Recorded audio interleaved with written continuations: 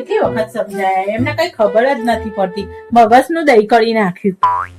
શું થયું મમ્મી? થાય શું? તારા પપ્પાએ તો નકરી મને હેરાન કરી નાખી છે. મમ્મી શું થયું એ તો કહો. આપવાનો ફોન આવ્યો તો કે જમવાનું ઘરે ના બનાવતે હું બહારથી લઈને આવું છું.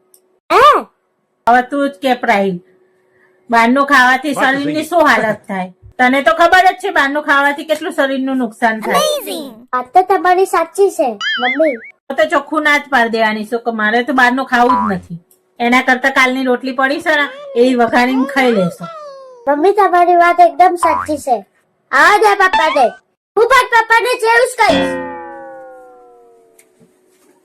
જો તારા પપ્પા આવી ગયા. ચલો છોલે ભટુરે કોને કોને ખાવા છે? ના હો, હું કશું બહારનું નહીં ખાવાનું. બહારનું ખાવાનું છે કેટલું નુકસાન થાય છે તમને ખબર છે? એન કરતા તો હું કાલની રોટલી વઘારેલી જ ખાઈ જઈશ. કઈ વાંધો નહીં, તું કાલની વઘારેલી રોટલી ખાઈ લેજે. હોય તારે ખાવાની છે?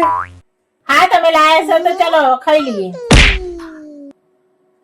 હા છોલે ભટુરે તો મારા ફેવરેટ જ છે, તમને ખબર તો છે. હા તો ચાલ આપણે બંને છોલે ભટુરે ખાઈ લઈએ. અને હા તું વઘારેલી રોટલી ખાઈ લેજે. અને હા તબિયત સાચવજે.